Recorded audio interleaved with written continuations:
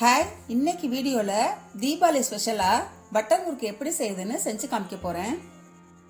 இந்த பட்டர் முறுக்கை நீங்கள் ரொம்ப ஈஸியாக செஞ்சிடலாம், ஆனால் டேஸ்ட்டு சூப்பராக இருக்கும். பட்டர் முறுக்கு செய்யறதுக்கு ஒரு பாத்திரத்தில் அரிசி மாவு 1 கப், கடலை மாவு 1/4 கப்,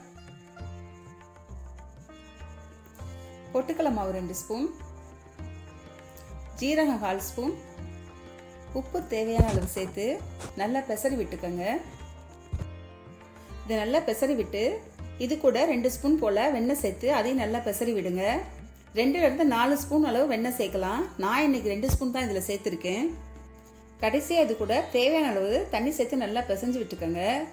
எனக்கு இந்த மாவுக்கு 1 கப் தண்ணி தேவைப்பட்டுச்சு. 1 கப் தண்ணியும் மொத்தமாக சேர்க்காம கொஞ்சம் கொஞ்சமாக சேர்த்து பிசைஞ்சுக்கோங்க. இந்த மாதிரி மாவை நல்லா பிசைஞ்சு எடுத்து வச்சுக்கோங்க. முறுக்கு சுடுறதுக்காக ஒரு வாணலியில் எண்ணெய் ஊற்றிக்கோங்க. பட்டர் முறுக்கு செய்யறதுக்கு இந்த மாதிரி ஸ்டார் அச்சை யூஸ் பண்ணிக்கோங்க. மாவை கொஞ்சம் கொஞ்சமாக எடுத்து முறுக்காய வச்சுக்கோங்க. எப்போவுமே மாவை அழுத்தி வைக்காதீங்க. அழுத்தி வச்சிங்கன்னா உங்களுக்கு முறுக்கு புளிய கஷ்டமாக இருக்கும்.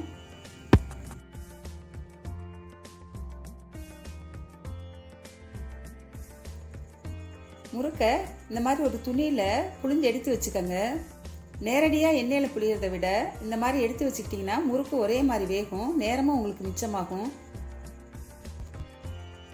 எண்ணெய் காஞ்சிருச்சான்னு பார்க்கறதுக்கு முறுக்கு மாவில் ஒரு சின்ன பீஸ் எடுத்து அந்த எண்ணெயில் போட்டு பாருங்கள். மேலே அந்த மாவு வந்துச்சா எண்ணெய் காஞ்சிருச்சுன்னு அர்த்தம். இப்போ ஒவ்வொரு முறுக்கா தோசைக்கண்டை எடுத்து அந்த எண்ணெயில் போடுங்க.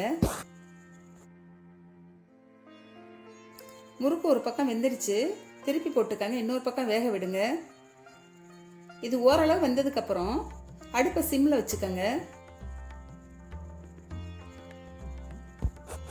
இந்த மாதிரி அடுப்பை சிம்மில் வச்சாதான் முறுக்கு நல்லா வேகும், முறுமுறுப்பாகவும் இருக்கும். எண்ணெயோட சலசலப்பு அடங்கினதுக்கப்புறம் முறுக்கை வெளில எடுத்துருங்க. இதே மாதிரி எல்லா முறுக்கையும் சுட்டு எடுத்துக்கோங்க. இந்த முறுக்குக்கு மாவு பிசைகிறப்ப வெண்ணெய் சேர்க்குறப்ப 2 ஸ்பூன் காய்ச்சின எண்ணெய் சேர்த்திங்கன்னா இந்த முறுக்கு இன்னும் சுவையாக இருக்கும்.